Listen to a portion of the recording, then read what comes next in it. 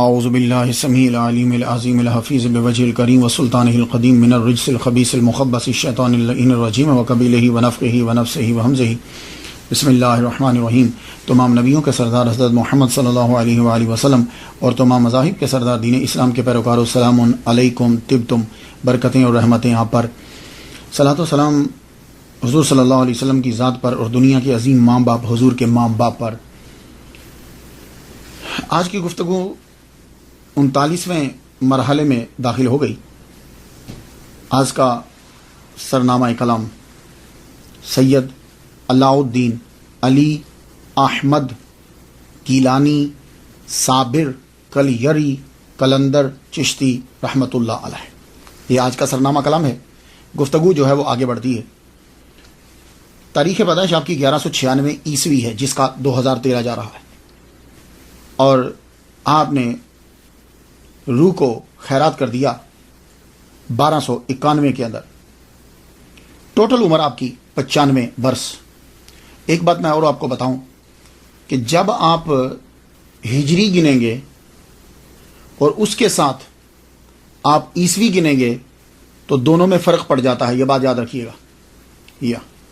کیونکہ وہ جو سال ہے وہ 10 دن پیچھے جاتا ہے نا، 10 دن پیچھے جاتا ہے ہر سال، تو اس لیے وہ فرق پڑتا ہے۔ تو جب کبھی گنیں تو پریشان مت ہوا کریں، کیونکہ اگر آپ ہجری کے سال گنیں گے تو وہ کسی اور تاریخ میں پڑیں گے، اور اگر آپ دوسرے سال گنیں گے تو وہ جو ہیں وہ جا کر اور طرح سے جا کر پورے پڑیں گے۔ تو اس لیے یہ بہت دھیان دینا ہے آپ نے۔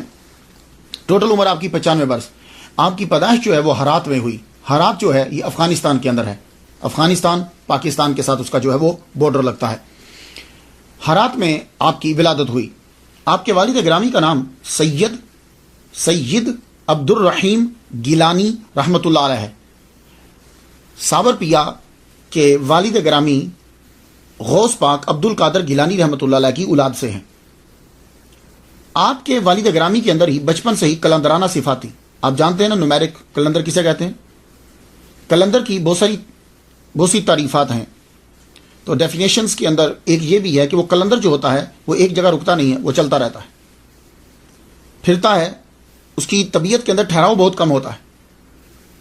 تو صابر پیا، پورا نام پھر ایک دفعہ سن لیجئے، سید علاء الدین علی احمد گیلانی صابر کلیری قلندر چشتی رحمۃ اللہ علیہ۔ آپ کے والد گرامی، اور اس کا مطلب یہ ہوا کہ صابر پیا کلیئر والے جو ہیں یہ سید ہیں، گیلانی سید ہیں اپنے ابا کی طرف سے، اور آپ کی والدہ کا نام حاجرہ ہے، اور یہ حاجرہ جو ہیں یہ بڑی بہن ہیں بابا فرید الدین گنجے شکر رحمۃ اللہ علیہ کی، جو پاک پتن والے ہیں، ان کی بڑی بہن ہیں ان کی والدہ۔ تو صابر پیا کلیئر والے ابا کی طرف سے سید ہیں، اور ظاہر ہے جو ابا کی ذات ہوتی ہے وہی بیٹے کی ہوتی ہے۔ ابا کی طرف سے گیلانی سید ہیں، اور اماں کی طرف سے فاروقی ہیں، حضرت عمر رضی اللہ تعالیٰ عنہ کی اولاد سے۔ بابا فرید کا شجرہ نسب جو ہے وہ جا کر حضرت عمر رضی اللہ تعالیٰ عنہ سے ملتا ہے۔ صابر پیا کے والد گرامی سید عبد الرحیم گیلانی رحمۃ اللہ علیہ، آپ کے اندر صفت جو ہے نا وہ وہی کلندرانہ، بغداد سے افغانستان۔ تو تب جو اس دور کی جو میں بات کر رہا ہوں، تب یہ جو تھا نا عراق، ایران، افغانستان، قندھار، بخارا، بس یہ ایسے ہی سمجھ لیجیے کہ جیسے ایک ملک کے شہر ہیں، لوگ پھرتے رہتے تھے اس کے اندر۔ تو اب تو خیر یہ عراق علیحدہ ہو گیا، ایران علیحدہ ہو گیا، افغانستان علیحدہ ہو گیا۔ اب جب تعین کریں گے تو اور ہوگا۔ اس دور کے اندر تقریباً بغداد سے آپ چلتے ہیں، ہرات پہنچتے ہیں۔ ہرات جب آپ پہنچے تو ایک گلی سے گزر رہے ہیں، دروازے کے سامنے ایک بزرگ کھڑے ہیں، ان کا نام ہے جمال الدین۔ جمال الدین رحمۃ اللہ علیہ نے آپ کو روک لیا، کہتے ہیں سید زادے رکو۔ تو جب آپ کسی کو جانتے نہ ہوں اور وہ آپ کو نام لے کے پکارے، حیران ہوتے ہیں نا آپ۔ سید زادہ رک گیا، کہنے لگے سید زادے رکے، ادھر آؤ۔ گھر لے گئے، بٹھایا، کہنے لگے مجھے تمہاری بڑے عرصے سے تمہارا انتظار تھا، یا میں انتظار کر رہا تھا تمہارا، تم آ گئے، میرے پاس رکو اب. تو جب کوئی آدمی آپ کو وہ چیز بتا دے کہ جو سیکرٹ ہے تو آپ کا اعتماد بڑھ جاتا ہے کہ یہ آدمی کوئی چیز ہے. تو شیخ جمال الدین رحمۃ اللہ علیہ نے جب ان کو بتایا کہ تم سید زادے ہو، بغداد سے آئے ہو، میرے پاس رہو، میرے پاس ہی تمہارا فیض ہے، رک گئے. اور اللہ کی طرف سے بھی آرڈر ہوتا ہے، رکے. اب آپ نے ان کی ٹو چنگ تھے، آپ نے ان کی تربیت شروع کر دی، باطنی اور ظاہری دونوں علوم دی. جب آپ نے دیکھا کہ یہ اب ایک مقام پہ پہنچ چکے ہیں تو آپ نے اپنی بڑی بیٹی کا نکاح ان کے ساتھ کر دیا. کنہوں نے؟ شیخ جمال الدین فاروق رحمۃ اللہ علیہ. شیخ جمال الدین فاروقی کے 3 بیٹے اور 1 بیٹی. بڑا بیٹا اعزاز الدین، چھوٹے بیٹے بابا فرید الدین گنج شکر رحمۃ اللہ علیہ، اس سے چھوٹے بیٹے نجیب الدین متوکل. یہ 3 بیٹے اور بڑی بیٹی حاجرہ. تو یہ حاجرہ جو ہیں، بی بی حاجرہ، ان کا نکاح سید عبد الرحیم گیلانی رحمۃ اللہ علیہ سے کر دیا. تو جب ان کا نکاح کر دیا تو اب یہ قصبہ میں رہتے تھے، گاؤں میں. تو قصبہ سے شہر میں چلے گئے، ہرات کے شہر میں چلے گئے، شہر میں جا کے رہنے لگے. تو اللہ تعالیٰ نے سید عبد الرحیم گیلانی رحمۃ اللہ علیہ کو 1196 کے اندر بیٹا عطا فرمایا. اب ظاہر ہے کہ صابر پیا کے والد گرامی جو ہیں غوث پاک کی اولاد میں سے، اور جو ماں ہیں وہ بھی اتنے بڑے مفتی اور بزرگ کی بیٹی. تو ان کی ولادت سے قبل ہی خواب میں محمد صلی اللہ علیہ وسلم کا دیدار ہوا. پھر مولا علی شیر خدا رضی اللہ تعالیٰ عنہ کا بھی دیدار ہوا. دونوں کا جب دیدار ہوا آپ کی ولادت سے پہلے، تو ماں نے بچے کی ولادت پر نام رکھ دیا علی احمد. علی احمد، علی حضرت علی اور احمد محمد مصطفیٰ صلی اللہ علیہ وسلم کے نام پر علی احمد رکھ دیا. تو والد گرامی نے سید عبد الرحیم نے اپنے بیٹے کا نام علاء الدین رکھا. وہ علاء الدین پکارا کرتے تھے.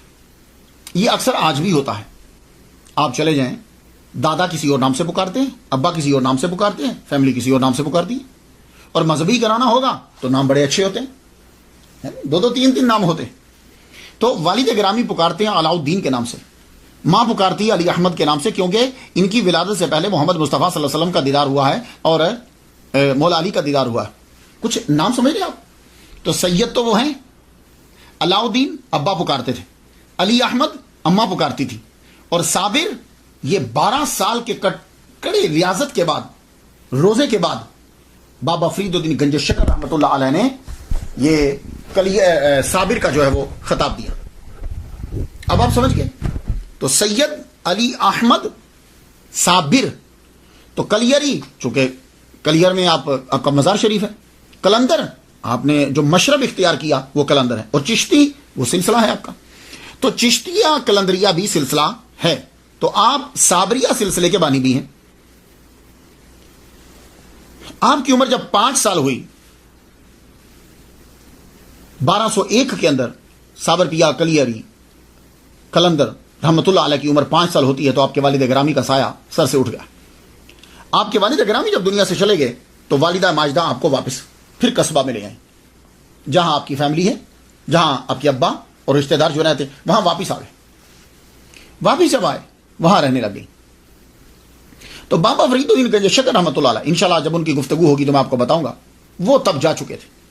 ان کا ایک علیحدہ لائن ہے اور آپ اپنا ایک مقام بنا چکے تھے. واپس جب یہ آئے، یہاں رہنے لگی 9 سال جب عمر ہوتی ہے تو بڑی بہن حاجرہ ہرات سے لے کر اپنے بیٹے کو پاک پتن روانہ ہوتی ہیں. میں موجودہ نام لے رہا ہوں، پرانا نہیں، تاکہ آپ کو یاد رہے. پاک پتن یہ پاکستان کے اندر ہے. پاکستان کا صوبہ پنجاب ہے. صوبہ پنجاب سے ساہیوال کی طرف جب جاتے ہیں تو آپ پاک پتن ڈسٹرکٹ بن گیا ہے. پاک پٹن اس کو اس لیے کہتے ہیں، یہ اصل میں ہے پاک پٹن.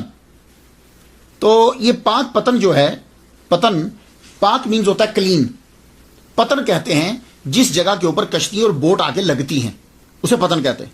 تو دریائے ستلج جب تب بہا کرتا تھا، بابا فرید الدین گنج شکر رحمۃ اللہ علیہ وہاں وضو کر رہے تھے.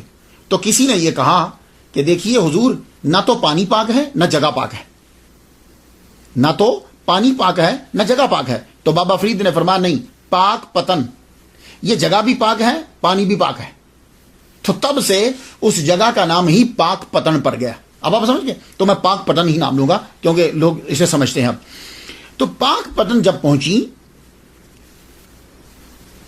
سید علی احمد अलाउद्दीन अली अहमद साबिर गिलानी कलंदर चिश्ती रहमतुल्लाह अलैह 9 साल आपकी उम्र जब हो गई है तो आती हैं।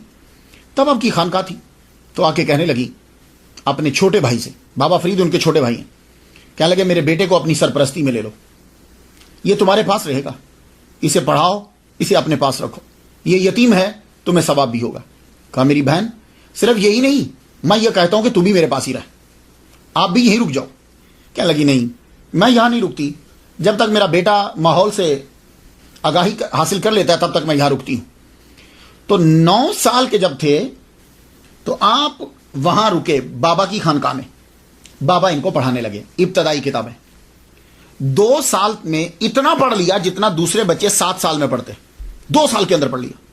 अब जाहिर है मैं एक बात बताता हूं आपको, अगर आप सिर्फ पढ़ाई पे ध्यान दें तो यकीन जानिए, मेरे डॉक्टर हुआ करते थे, डॉक्टर रशीद साहब फौत हो गए, मेरे वालिद ग्रामी पीर तालिब हुसैन या रहमतुल्लाह अलैह के डॉक्टर थे। वो कहा करते थे 4 घंटे अगर कोई मुसलसल पढ़े बिना किच किए, हम लोग हैं आप 4 घंटे कोई भी नहीं पढ़ता, वो कभी पेंसिल घड़ने लग जाते हैं, कभी कुछ करने लग जाते, 4 घंटे कोई मुसलसल पढ़े मुसलसल, तो वो कोई भी डिग्री हासिल कर सकता है, कोई से भी। तो अब 4 घंटे जब कोई पढ़े, तो जब जो 24 घंटे पढ़ता रहे, तो सैयद अलाउद्दीन अली अहमद साबिर गिलानी रहमतुल्लाह अलैह मुसलसल पढ़ते रहते, तो 2 साल में इतना इल्म हासिल कर लिया। तो 9, 10, 11 साल के हो गए ना, 11 साल के हुए तो मां ने समझ लिया कि मेरा बेटा जो है वो अब उसका दिल लग जाएगा, अब इतना बड़ा हो गया है कि वो अपना ख्याल खुद रख सकता है। तो 2 साल के बाद अपने भाई से कहने लगी मैं वापस हरात चलती हूं, अफगानिस्तान वापस जाती हूं मैं, तो मुझे इजाजत दो, अब मेरा बेटा तुम्हारे पास ही रहेगा। कहा बहन रुक जाओ, कहा नहीं मैं वापस चलती हूं, सारे रिश्तेदार सब वहीं हैं अभी, मैं वापस चलती हूं। आप वहां से वापस चल पड़े और जाते हुए कहने लगी कि एक बात बताती जाऊं फरीद, बात यह है मेरा बेटा ना कुछ कहता है और ना मांगता है, तो तुम्हें ही इसका ख्याल रखना पड़ेगा।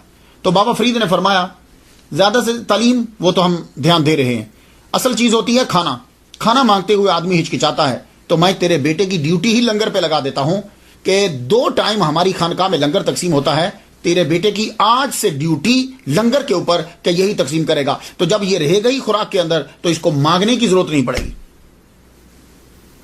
तो आपको बुलाकर ये ड्यूटी लगा दी वालिदा के सामने, कहा देखो बेटा तुमने काफी पढ़ लिया, तुम छोटी उम्र में बहुत समझदार हो गए, आज से पूरी खानकाह में तुलाबा और फुकरा इनका खाना तकसीम करने का इंचार्ज जो है हम तुम्हें बनाते हैं, इंचार्ज तेरे हाथ में है, तो तुम खाना जो है वो तकसीम करोगे। मां वहां से चली गई, खाना तकसीम करने की ड्यूटी लग गई। वो जहां से अब खाना तकसीम करते थे वो हुजरा एतकाफ अब बन गया है। मुझे ये सादत हासिल है, मैं वहां गया हूं, मैंने फातिहा पढ़ी है, दुआ मांगी है, वहां उसके पास ही कवाली होती है, कवाली भी सुनी थी, कलाम उसका अच्छा था। तो वहां पहले लंगर वहां से तकसीम हुआ करता था, फिर बाद में आपने अपना हुजरा बना लिया और वहां आप एतकाफ बैठ गए। लंगर जो है वो 2 टाइम में तकसीम होता था, लंगर जो है वो 2 टाइम में तकसीम होता था, एक इशराक के बाद, दूसरा अवाबीन के बाद। सूफिया कराम जो हैं वो इशराक और अवाबीन, इशराक के साथ चाश्त ज़िमनन वो साथ होती है, इसका बहुत ख्याल रखते हैं, ये बात याद रखिएगा, इशराक और चाश्त बहुत जरूरी है, बहुत जरूरी है। तहज्जुद की तो मैं गुफ्तगू नहीं कर रहा, ये भी बहुत जरूरी है। तो खाना 2 टाइम तकसीम होता था, इशराक के बाद और अवाबीन के बाद, फिर उसके बाद ईशा जो है वो अपने टाइम पे लेट पढ़ते थे, जैसे भी पढ़ते थे। तो खाना तकसीम करते और साथ आप पढ़ते, ये तालीम और तकसीम का सिलसिला जो है वो जारी रहा, तालीम और तकसीम का सिलसिला जारी रहा। मालूम है कितने? 12 साल तक, 12 साल तक तालीम और तकसीम का सिलसिला जारी रहा। 12 साल के बाद वालिदा मोहतरमा तशरीफ लाई, बेटे की याद सताई, वक्त भी करीब बहुत बूढ़ी हो गई थी, करीब आई, 12 साल के बाद आई। आते ही भाई से मिली, कहा मेरे बेटे को तो मिलाओ, पता नहीं जिंदगी है कि नहीं है, अपने बेटे से मिल लो। बेटे को बुलाया गया और बेटे पर ज्यादातर इस्तिगराक की कैफियत नहीं रहती। बेटे को बुलाया गया तो बेटा हड्डियों का ढांचा बनाओ, हड्डियों का ढांचा, बस ऐसे ही स्किन जो है वो ऊपर यूं ही है, बस गोश्त नाम की कोई चीज नजर नहीं आती। अब आपको पता है मां तो तड़प जाती, मां ने बेटे को देखा तो तड़प गई। फरीद एक तो छोटे भाई हैं, बड़ी बहन मां बजा है, क्या तुम मेरे बेटे को खाना नहीं देते? कहा बहन खुद पूछ लो, मैंने तो आपके सामने इसकी ड्यूटी ही लंगर पे लगा दी थी, खुद पूछो क्या खाना नहीं खाते? تو ماں پوچھنے لگی بیٹا کیا تم کھانا نہیں کھاتے؟ تو ساتھی بھائی بھی بول اٹھے بھائی ہم نے تو آپ کی ڈیوٹی لگائی تھی تو کیا آپ کھانا نہیں کھاتے؟ تو جواب ذرا سنیے گا. سید علاء الدین علی احمد صابر گیلانی قلندر رحمۃ اللہ علیہ کیا جواب دیتے ہیں؟ کہنے لگے ماما بابا فرید گنج شکر ماموں لگتے ہیں نا پیر و مرشد، آپ نے کھلانے کو کہا تھا کھانے کو نہیں کہا تھا. آپ نے کہا تھا کہ کھلایا کرو 2 ٹائم. کیا آپ نے یہ بھی فرمایا تھا کہ کھا لیا کرو؟ تو جب آپ نے کہا ہی نہیں تو میں اپنے مرشد کی اجازت کے بغیر کیسے کھاتا؟ تو کہنے لگے پیر و مرشد میں نے کبھی یہاں سے کچھ نہیں کھایا. تو کہا پھر بیٹے کھاتے کیا تھے؟ کہنے لگے بابا آپ نے اجازت نہیں نہ دی تھی، آپ بولے نہیں تھے. 4-5 دن تو ویسے ہی گزر جاتے تھے میرے. 4-5 دن کے بعد اگر کبھی بھوک کا احساس ہوتا تھا تو میں جنگلوں میں نکل جاتا تھا. جنگل میں جب جاتا تھا تو وہاں اللہ تعالیٰ کے اگائے ہوئے جو پودے تھے درخت ان کے پتے کھا لیتا تھا تھوڑے سے، اور پتے کھا کے میں واپس آ جاتا. اللہ اکبر جل شان. اس وقت بابا فرید کے منہ مبارک سے نکلا میرا علی احمد صابر ہے. تو یہ صابر آپ کو ٹائٹل دیا گیا، میرا علی احمد صابر ہے. تو آپ کو جب یہ ٹائٹل جو ہے وہ اپنے پیر کی جانب سے 1219 میں مل گیا.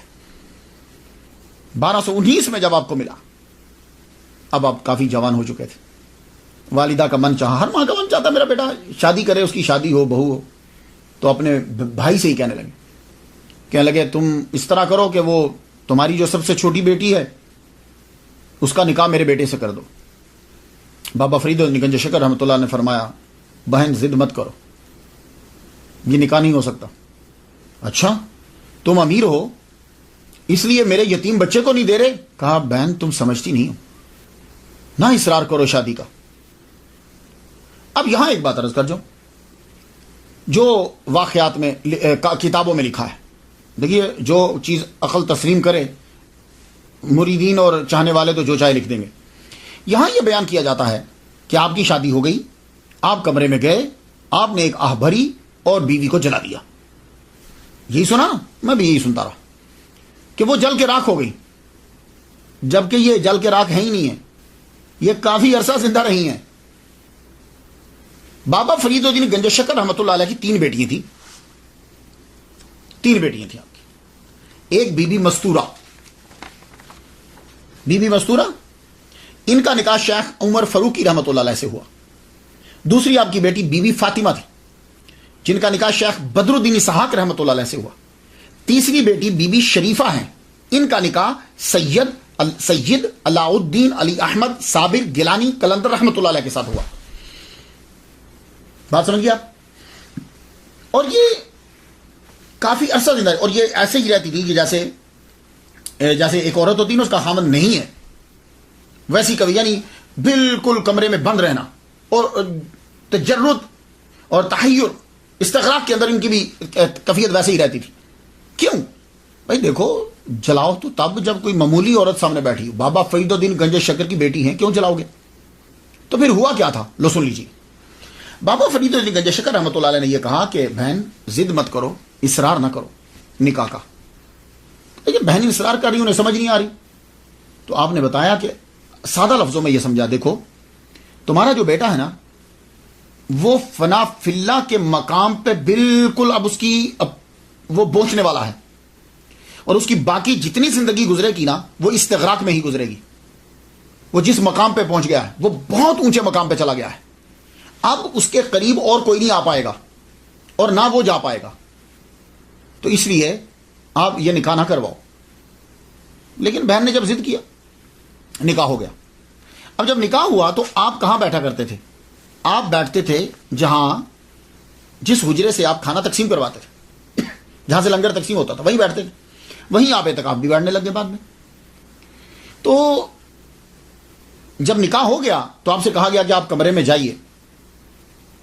دروازہ بند، اندر سے رونے کی آوازیں آ رہی. اس طرح رو رہے ہیں کہ ہچکی بند گی روتے روتے. تو اندر سے جب رونے کی آوازیں آ رہی ہیں، بابا فرید واپس آ گئے. پھر بابا فرید گئے، دیکھا تو اندر سے رو رہے ہیں. آپ نے دروازے کو تھوڑا سا ہاتھ لگایا، دروازہ کھل گیا. اندر گئے، اٹھا کے باہر لائے تو بولے کہ کیا وجہ کیا ہے، کیوں رو رہے ہو؟ فرمانے لگے اب اللہ نے مجھے دنیا سے الگ کر دیا ہے. جملے سنیے گا, یہ جملے دماغ کو اپیل کرتے ہیں. مجھے دنیا سے اللہ نے الگ کر دیا ہے. رجال الغیب اور اولیاء کے سوا مجھے کوئی مل نہیں سکتا. یہ فنا فی اللہ کا مقام ہوتا ہے کہ آدمی ہر ایک شے ختم ہو جاتی ہے. تو صابر پیا کلیری جو ہیں وہ تو بہت اعلیٰ مقام میں تھے, اس مقام میں بہت اعلیٰ درجے پہ پہنچ چکے تھے. آپ نے پھر اس وقت کہا اپنی بہن سے, میں نہیں کہتا تھا کہ تم یہ نکاح نہ کرو. تو اس کے بعد بی بی شریفہ نے ساری زندگی جو ہے وہ ویسے ہی گزار دی. تو آپ جو ہیں اس کے بعد کیا ہوا کہ استغراق میں پھر چلے گئے. استغراق استغراق استغراق اہلیت گم. پھر آپ کی والدہ ماجدہ جو ہیں ان کا وصال ہو گیا. ایک دن بیٹھے ہیں, پھر اس کے بعد دوبارہ بھی آپ کی ڈیوٹی یہی لگ گئی. استغراق سے باہر آتے, کبھی تو کئی دن گزر جاتے, کھانا تقسیم کرتے, پھر استغراق میں چلے جاتے, کھانا تقسیم کرتے, پھر کئی سال گزر گئے. اس کے بعد بھی کئی سال اسی طرح ہی گزر گئے. ایک دن کیا ہوا, بابا فرید گنج شکر رحمۃ اللہ علیہ خواب دیکھتے ہیں. خواب کے اندر قطب الدین بختیار کاکی رحمۃ اللہ علیہ جو ان کے پیر ہیں وہ تشریف لائے. انہوں نے علی احمد صابر گیلانی رحمۃ اللہ علیہ ان کو بھی پکڑا اور بابا فرید الدین گنج شکر رحمۃ اللہ علیہ کو بھی لیا. دونوں کو لے کے چل پڑے. چلے تو ایک حال میں داخل ہوئے. بہت خوبصورت کمرہ جیسے ہوتا ہے, محمد مصطفیٰ صلی اللہ علیہ وسلم جلوہ فرما ہے. ان کے سامنے لا کے دونوں کو کھڑا کر دیا. دونوں کو جب کھڑا کیا تو محمد مصطفیٰ صلی اللہ علیہ وآلہ وسلم نے علی احمد صابر گیلانی رحمۃ اللہ علیہ کو بلایا. قریب جب گئے تو آپ کی پشت پر ہاتھ رکھا. پشت پہ ہاتھ رکھ کے تو حضور صلی اللہ علیہ وآلہ وسلم نے فرمایا ھذا ولی اللہ, یہ اللہ کا ولی. یہ جملہ کہا, بابا فرید گنج شکر رحمۃ اللہ علیہ صبح اٹھے. اٹھتے ہی جب گئے کمرے میں تو دروازہ بند تھا. پھر اشراق کے بعد گئے, دروازہ جو ہے وہ کھلا. آپ اب اٹھایا, انہیں اٹھا کے باہر لے آئے. باہر لا کر اونچی جگہ پہ بٹھا دیا. اونچی جگہ پہ بٹھا کر سر پر پگڑی شریف رکھی اور اس کے بعد سب سے یہ اعلان کیا کہ میں صابر کو اپنا خلیفہ بناتا ہوں اور جتنے تبرکات تھے چشتیہ سلسلہ کے وہ ان کو عطا کیے. اور خلافت جو ہے وہ آپ نے کہا کہ صابر پیا سے یہ کہا جاؤ میں تمہیں کلیئر کی خلافت عطا کرتا ہوں. یہاں ذرا رک جائیے. تو یہاں تسامو ہے ایک, پھر وہ ٹکراؤ ہو رہا ہے, دیو مالائی قصوں کا ٹکراؤ ہو رہا ہے. وہ کیا ٹکراؤ ہے؟ وہ ٹکراؤ یہ ہے کہ آپ نے پہلے دلی کا خلافت نامہ لکھ دیا. یہ جو قصہ ہے نا, یہ بابا فرید کے منصب کے بھی خلاف ہے, ان کی شان کو بھی گھٹاتا ہے, اور جمال الدین ہانسوی رحمۃ اللہ علیہ جو ہیں ان کے درجے کو بھی گھٹاتا ہے, اور سید علاء الدین علی احمد صابر کلیری رحمۃ اللہ علیہ کے بھی درجے کو گھٹاتا ہے. یہ واقعہ تینوں کے درجے کو گھٹاتا ہے. وہ کیسے, سنیے گا. قصہ جو کتابوں میں لکھا ہے, اور یہ پرانی کتابوں میں نہیں لکھا, نئی کتابوں میں لکھا ہوا ہے. پرانی کتابیں فوائد الفوائد, اخبار الاخیار, سیر العارفین, ان میں پرانی کتابوں میں نہیں ہے, نئی کتابوں کے اندر ہے. یہ نئی کتابوں میں یہ آپ کو واقعہ ملے. واقعہ کیا ہے؟ آپ نے خلافت نامہ لکھ دیا, اور خلافت نامہ جب لکھ دیا تو کہا کہ جانا جمال الدین ہانسوی کو جا کے دکھوا لینا. ہانسی میں پہلے پہنچنا, یہ ہریانہ کے اندر, وہاں جانا, اور ان کے پاس مہر ہوتی تھی, وہ خلافت نامے پہ مہر لگاتے تھے, پھر آپ کا خلیفہ آگے چلا جاتا تھا. اچھا, آپ پاک پتن میں ہیں, مہر آپ کی ہریانہ میں ہے, ہریانہ میں مہر لگواتے تھے. اب جب آپ مہر لگوانے کے لیے گئے تو اپنے گھوڑے سے نیچے نہیں اترے. ٹھیک ہے, نیچے نہیں اترے, گھوڑا سمیت اندر چلے گئے, سواری سمیت. مغرب کا وقت ہوا, کہنے لگے بھائی جلدی سے تم یہ خلافت نامہ پڑھو, اس کے اوپر مہر لگا دو. وہ جب پڑھنے لگے تو دیا بجھ گیا. آپ نے انگلی کا اشارہ کیا, دیا جل گیا. دیا جب جلا تو شیخ جمال الدین کو غصہ آ گیا, انہوں نے پھاڑ دیا. انہوں نے جب خلافت نامہ پھاڑ دیا تو صابر پیا کہنے لگے جاؤ ہم نے تیرا سلسلہ اول سے چاک کر دیا, اب واپس آ گئے. پھر بابا فرید الدین گنج شکر نے دوسرا خلافت نامہ لکھ کے دیا. سٹوری آپ نے سن لی. پہلی بات تو یہ ہے کہ بابا فرید الدین گنج شکر رحمۃ اللہ علیہ نے خلافت نامہ دکھانے کے لیے بھیجا تھا یا اجازت نامے کے لیے بھیجا تھا؟ کہ جاؤ جا کر ان کو خلافت نامہ لکھا ہوا دکھا دو کہ میں نے کیسا لکھا ہے؟ نہیں، یقیناً اس لیے بھیجا تھا کہ جاؤ دکھا دو وہ پرمیشن دیتے ہیں کہ نہیں دیتے. تو جب پیر کہہ رہا ہے کہ پرمیشن ان کی لینی ہے تو پھر مرید کے لیے یہ لازم ہو جاتا ہے کہ وہ اپنے پیر کی بات کو مانے. کلیئر کیوں تباہ ہوا تھا؟ کلیئر تباہ اسی لیے ہوا تھا کہ خط جو ہے وہ پیر کا انہوں نے توہین کی تھی. تو ان کو غصہ آیا کہ میرے پیر کا خط جو ہے وہ کیوں پھاڑا. تو پیر کے خط کی سب جو ہے وہ عزت کرتے ہیں. ایسا کوئی مرید نہیں ہو سکتا کہ جو اپنے پیر کے نالین کی اور پیر کے لکھے ہوئے کی عزت نہ کرے. اور جمال الدین ہانسوی وہ تو اتنے محبوب مرید تھے بابا فرید الدین گنج شکر رحمۃ اللہ علیہ کے کہ بہاؤالدین زکریا رحمۃ اللہ علیہ نے یہ کہا تھا کہ میرے سارے مرید لے لو. حالانکہ بہاؤالدین زکریا ملینر بلینر آدمی ہیں. حاکم ملتان جو ہے وہ ان سے غلہ لیتا تھا. اتنے امیر تھے بہاؤالدین زکریا ملتانی رحمۃ اللہ علیہ. کہتے ہیں میری ساری دولت لے لو اے فرید, مجھے یہ جمال الدین ہانسوی دے دو. اور یہ امام اعظم ابو حنیفہ رحمہ اللہ کی اولاد سے ہیں. اور آپ کو میں کہہ چکا ہوں امام اعظم کی اولاد کا جو بچہ ہوگا وہ سیدوں کی عزت کرے گا. یہ بات یاد رکھیں, امام اعظم کی نسل کا بچہ سیدوں کی تعظیم کرے گا. تو پہلی بات تو یہ ہے کہ یہ کوئی دیومالائی قصہ ہے. اگر اجازت نامے کے لیے بھیجا تھا تو اتنی ہی عزت اور رسپیکٹ کرنا ہے صابر پیا کو بھی جتنی دوسروں کو کرنا ہے. ایک بات. دوسری بات یہ ہے کہ شیخ جمال الدین نے علی احمد صابر کلندر کی تحریر نہیں پھاڑی, اپنے پیر کی تحریر پھاڑی. یا اگر وہ صابر پیا کی تحریر پھاڑتے تو اس بات سمجھ میں آتی. انہوں نے اپنے پیر و مرشد کی تحریر کو پھاڑ دیا. تو میں ساری چیزیں تسلیم کر لوں گا, میں یہ تسلیم نہیں کر سکتا کہ مرید اس دور میں, آج کے مرید کو چھوڑو, اس دور کا مرید جو ہے وہ اپنے پیر کی تحریر کو پھاڑ دے. میں یہ تسلیم ہی نہیں کر سکتا, میری عقل تسلیم ہی نہیں کرتی. جو مرضی ہو جائے وہ اپنے پیر کی تحریر کو نہیں پھاڑے گا. وہ تو اپنے پیر کے نالین کی تعظیم کرتے ہیں, لکھے ہوئے کی کیسے تعظیم نہیں کریں گے, کیسے پھاڑ دیں گے؟ تو ایسا نہیں ہوتا. یہ بات یاد رکھیے گا, کیونکہ سارے اولیاء کرام جو ہیں وہ مولا علی سے فیض لیتے ہیں. اور مولا علی کیا ہے؟ مولا علی کو میرے نبی نے یہ کہا تھا, اے علی میرے نام پہ کاٹا پھیر دو, کراس پھیر دو, مٹا دو. کہا یا رسول اللہ جو ہو جائے, میں یہ نہیں کر سکتا, میں آپ کے نام پہ کراس نہیں پھیر سکتا. تو جو مرید ہوتے ہیں نا, جو بیعت کر لیتے ہیں, وہ اسی طرح عزت کرتے ہیں. تو مولا علی کا وہ فیض اب سارے اولیاء میں چل رہا ہے. ہاں یہ بات میں یہ تسلیم نہیں کرتا. سٹوریاں جو مرضی ہوتی رہیں, وہ ہوتی رہیں. اور دوسری بات یہ ہے کہ بعد میں انہوں نے کلیئر کی خلافت لکھ دی. تو بابا نے جب بعد میں کلیئر کی خلافت لکھی تو پہلے لکھ دیتے. تو کیا پیر کو یہی نہیں پتا کہ میرے مرید کے لیے کون سی خلافت موضوع ہے؟ یہ بابا کے اشیاء نشان نہیں ہے. تو جب بعد میں خلافت لکھ دی, کلیئر کی, تو اب کیوں نہیں سٹیمپ لگوائی؟ جبکہ اصول تھا کہ جمال الدین سے جا کے سٹیمپ لگواتے تھے, کیونکہ مہر جو ہے کہتے ہیں ان کے پاس پڑی ہوئی تھی. یہ بات نہیں ہے, یہ تسامح ہے. جس نے بھی کیا سو کیا. بابا فرید الدین گنج شکر رحمۃ اللہ علیہ نے پہلی دفعہ ہی کلیئر کی خلافت دی اور خلافت نامہ لکھ کے کہا جاؤ اب تم روانہ ہو جاؤ. تو یہ وہاں سے روانہ ہوئے. بابا فرید الدین گنج شکر وہاں پہنچے, کلیئر کی طرف کیوں گئے؟ بابا فرید نے کلیئر کیوں بھیجا؟ اس لیے کہ جو طبیعت تھی بابا علی احمد صابر کلیری رحمۃ اللہ علیہ کی, جو طبیعت تھی وہ بالکل آپ کی طبیعت کے موافق تھا. یہ ماحول جنگل میں ٹیلا, مختصر سی آبادی, بس وہیں جاؤ. اب آپ وہاں پہنچے. جب آپ وہاں کل پہنچتے ہیں تو بابا فرید الدین گنج شکر رحمۃ اللہ نے آپ کو اکیلا نہیں بھیجا, آپ کے ساتھ علیم اللہ ابدال کو بھیج دیا. یہ آپ کے ساتھ گئے. وہاں جاتے ہی آپ نے ایک بڑھیا عورت کے گھر میں جو ہے وہ ڈیرا لگایا, نام اس کا گلزاری ہے. اس کے گھر میں جب ڈیرا لگا دیا تو انہوں نے سر آنکھوں پہ رکھا. آپ یہ جو کلیئر ہے, بادشاہ کی حکومت تو تھی لیکن برائے نام تھی. دہلی کے زیر اثر تھا لیکن برائے نام اثر تھا.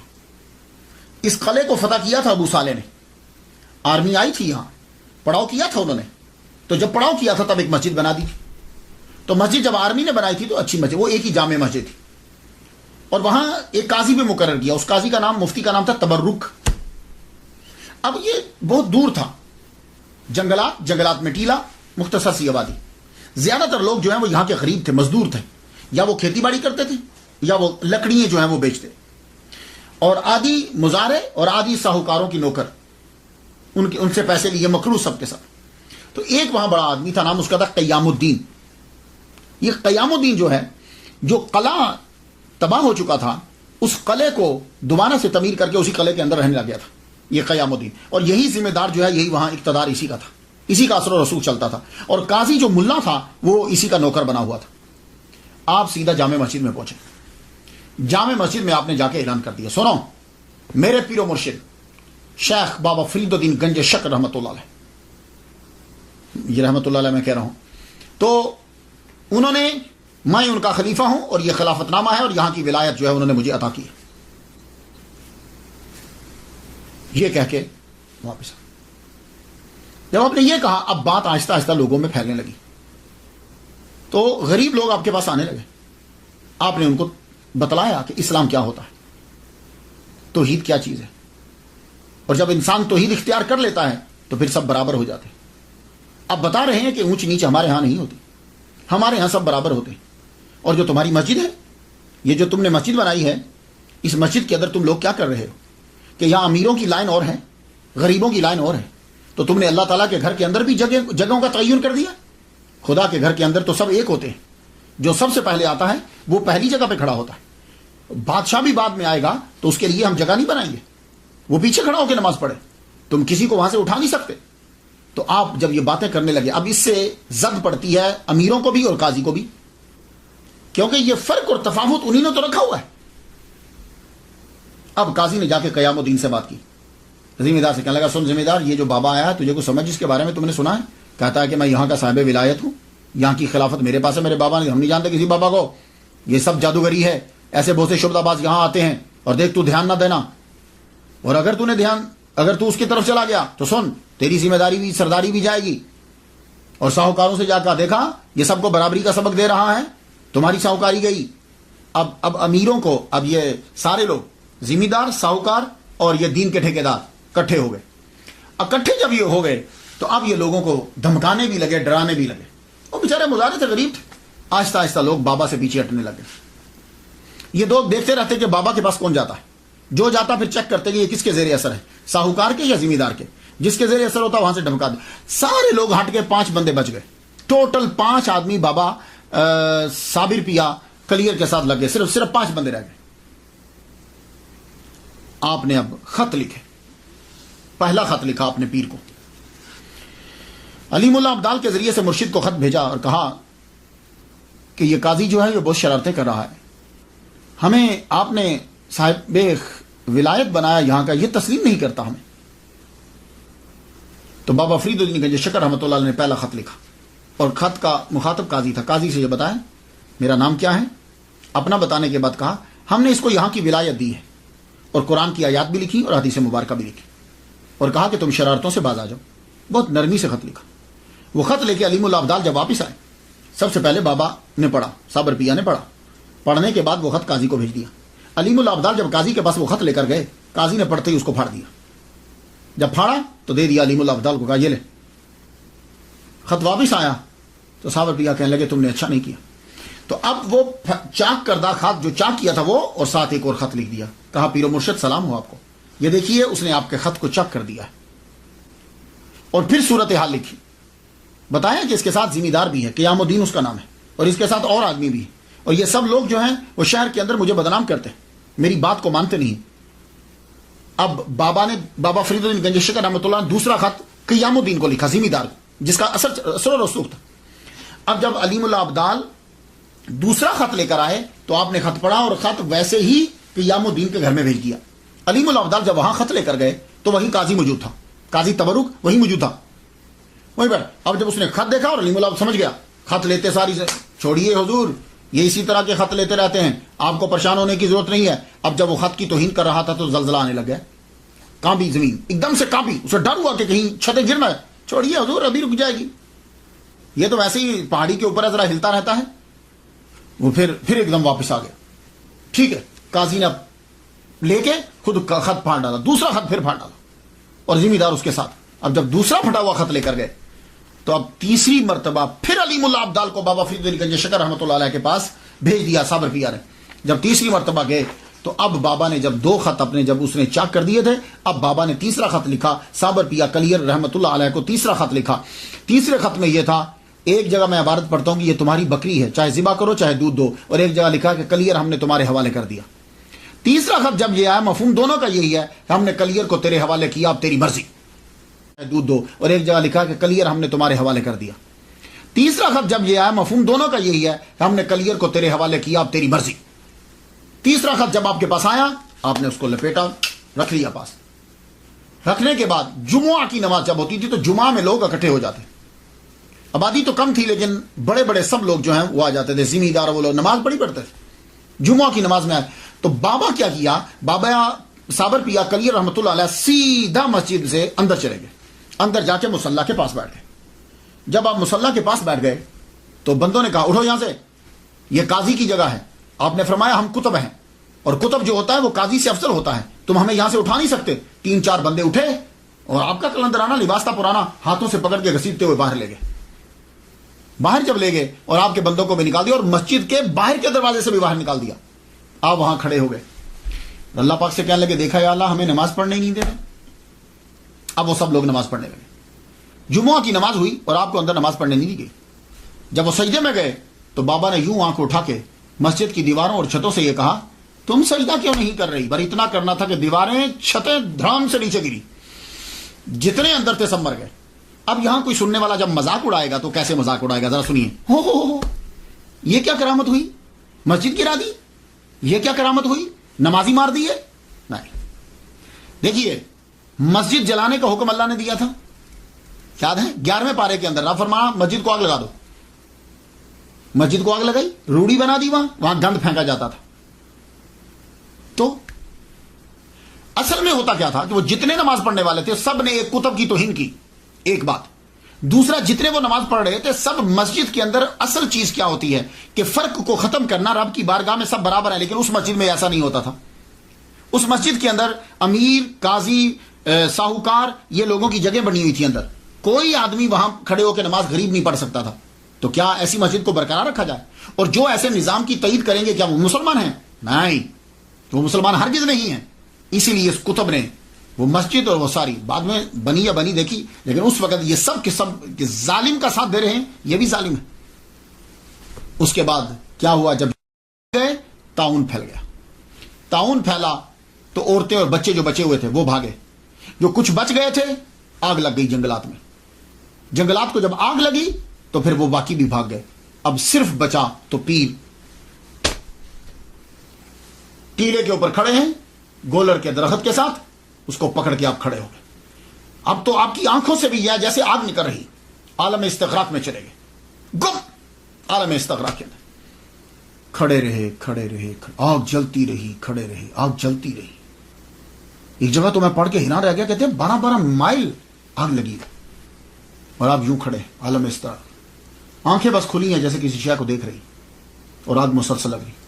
اب کیا ہوتا تھا، جو چرندے پرندے درندے سب آ کے آپ کے پاس کھڑے ہو جاتے، بیٹھ جاتے، پرندے آ کر آپ کے شولڈر پہ بیٹھ جاتے، آپ کے سر پہ بیٹھ جاتے۔ ایک عجیب سی کہانی، 12 سال گزر گئے، اللہ اکبر، کین یو بلیو؟ عالم استغراق کے اندر 12 سال گزر گئے۔ ایک دن اشراق کی نماز پڑھنے کے بعد بابا فرید الدین گنج شکر رحمۃ اللہ علیہ کھڑے، صوفیہ بڑھ لنگر تقسیم ہوتا تھا نا اشراق کے بعد، تو فرمانے لگے کون ہے تم میں سے جو میرے صابر کا جا کے روزہ افطار کروا دے؟ اسے 12 سال ہو گئے۔ تھوڑی دیر کے بعد ایک لڑکا کھڑا ہوا، سارے بیٹھے رہے، ایک لڑکا کھڑا ہوا، اس کا نام کیا تھا؟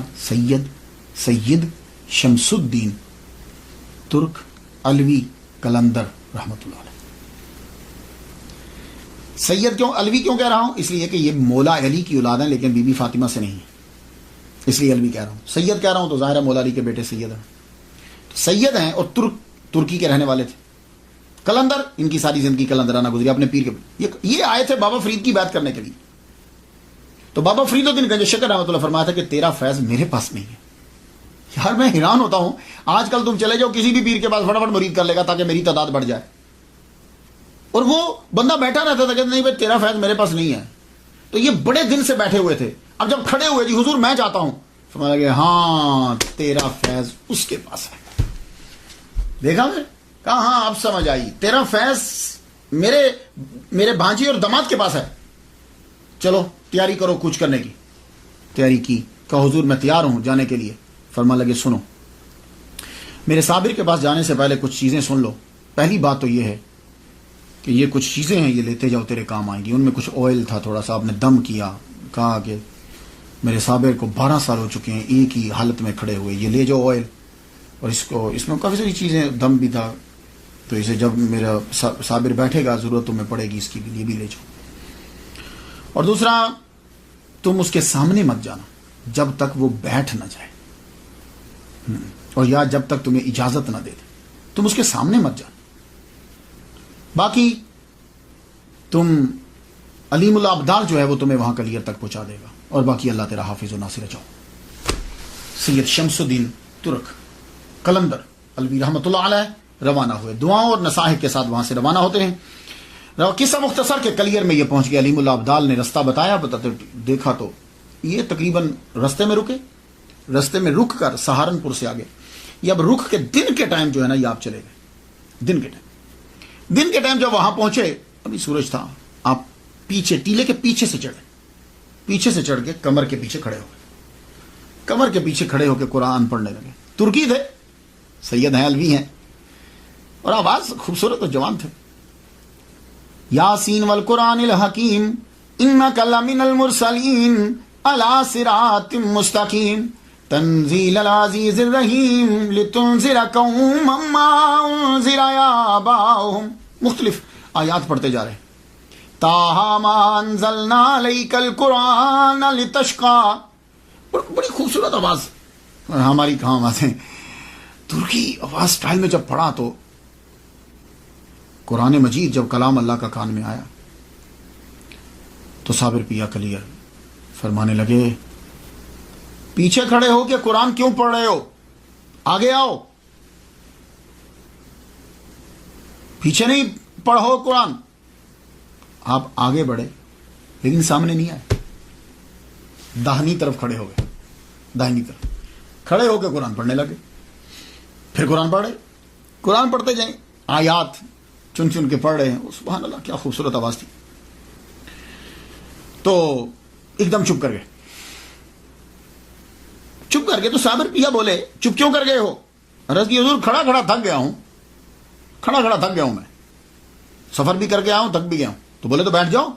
کہا حضور آپ کھڑے ہیں اور میں کیسے بیٹھ سکتا ہوں؟ کہنے لگے اچھا تو چلو پھر ہمیں بٹھاؤ. تو آپ وہ جنبش، ہاتھ نے جنبش کی، قرآن کی پاور. آپ نے پیچھے سے نا یوں کمر کو پکڑا، آگے ابھی بھی نہیں آئے، پیچھے سے یوں کمر کو پکڑا. اب 12 سال سے جب ایک حالت میں کھڑے ہیں تو آپ کیا سمجھتے ہیں کہ اعضاء میں ابھی طاقت ہے موو کرنے کی؟ نہیں، اعضاء ایسے کہ ایسے ہو گئے. آپ نے پیچھے سے پکڑ کر یوں اپنے جسم کے سہارے سے آپ کو پیچھے لا کے وہ درخت کے تنے کے ساتھ آپ کو یوں ایسے رکھ دیا. جب نیچے بیٹھ گئے تو اب سامنے آئے. اللہ اکبر جل شانہ، اب سامنے آئے. تو اب قرآن پڑھنے لگے. قرآن جب پڑھنے لگے، پڑھتے پڑھتے پھر رک گئے. تو صابر بھیا پوچھتے آپ کیوں رکے ہو؟ کہنے لگے حضور شام ہونے والی ہے تو مجھے جلدی واپس پاک پتن جانا ہے. اللہ اکبر جل شانہ، مجھے پاک پتن جانا ہے تو میں پہنچ نہیں پاؤں گا. پاک پتن کا نام سنا نا جب تو آنکھوں میں آنسو آ گئے. بولے ہمارے مرشد کے شہر سے آئے ہو؟ ہمارے مرشد کے شہر سے آئے ہو؟ 12 سال کے بعد آواز سن رہے ہیں. کہا ہاں حضور میں بابا فرید کے شہر سے آیا ہوں، انہوں نے مجھے بھیجا ہے. تو اگر آپ مجھے اپنی غلامی میں مستقل رکھ لیتے ہو تو پھر تو میں رہ جاتا ہوں، ورنہ مجھے جانے دیجیے. کہنے لگے نہیں، تم ہمارے فرزند ہو، رکو، تم ہمارے پاس رکو. کہا اچھا مرشد ٹھیک ہے. قرآن شروع کر دیا. قرآن جب پڑھنا پھر رک گئے. کہا اب کیا ہوا، آپ کیوں رکے ہو؟ کہا حضور بھوک لگ گئی ہے کچھ کھانے کو. فرمان لگے تو وہ گولر توڑو نا، وہ گولریاں توڑو اور ان کو پکا کے تو کھاؤ. اب جب پکائے گئے تو سامنے رکھ دیے لا کے. تو کہا کھاتے کیوں نہیں؟ کہا حضور کیسے کھاؤں، آپ نہیں کھائے، مرشد نہیں کھائے گا تو میں کیسے کھا لوں؟ کہا اچھا چلو لاؤ. اللہ اکبر جل شانہ، خود وہ ابالتے پانی میں ابال کے بنا نمک کے ابال کے پیر کو دی، خود کہیں. کیا کہنے تھے. پھر آگے بڑھے، اپنے مرشد کو جو ہے نا وہ جو بابا فرید نے تیل دیا تھا وہ تھوڑا تھوڑا لگایا، ہاتھوں کو، پنڈلیوں کو لگایا. وہ خود ان کی اپنی کرامت تھی، یہ بابا کے تیل کی کرامت تھی. خود ان کی زبان میں بڑا اثر تھا، جو منہ سے کہتے تھے وہ نکل جاتا، فوراً پورا ہو جاتا تھا. لیکن یہ تو ایک ویسے ہی ظاہری سبب ہے، جسم نے کچھ جنبش. کہنے لگے شمس الدین پانی لاؤ نا، ہم وضو کریں. وضو کروایا، پھر جتنی نمازیں تھیں سب پڑھی، مغرب بھی پڑھی، عشاء بھی پڑھی. عشاء کی جب نماز ہو گئی تو صابر پیا کہنے لگے شمس الدین جب عشاء کی نماز ہو جائے نا تو پھر میرے سامنے نہ آنا کرنا، تہجد سے پہلے تو میرے پیچھے ہی رہنا. ہاں تہجد میں آ جایا کرنا، تو پھر تہجد اور باقی نمازیں پڑھا. شمس الدین دور جا کے لیٹ گئے. تہجد کا وقت ہوا تو شمس الدین اٹھے. اس وقت اور اب بھی گاؤں کے اندر ستاروں کو دیکھ کر ٹائم معلوم کرتے ہیں کہ کیا ٹائم ہوا ہے، اور بالکل ایکوریٹ ہوتا ہے. یہ حیران کن بات ہے. تھوڑا سا ہی فرق، 1-2-3 منٹ کا فرق ہوتا ہے. تہجد کے وقت اٹھے اور جا کر پیر کے کان میں کہا الصلاۃ الصلاۃ الصلاۃ، اور کچھ آیات پڑھی. وہ عالم استخراج سے واپس آئے. آپ وضو کرواتے. اب ایک بات عرض کر، جو یہ بزرگ دوسروں سے وضو کیوں کرواتے؟ ہم نے کبھی دیکھا دوسروں سے وضو کیوں کرے؟ اس لیے کہ جب کوئی وضو کرواتا ہے تو پانی کم استعمال ہوتا ہے.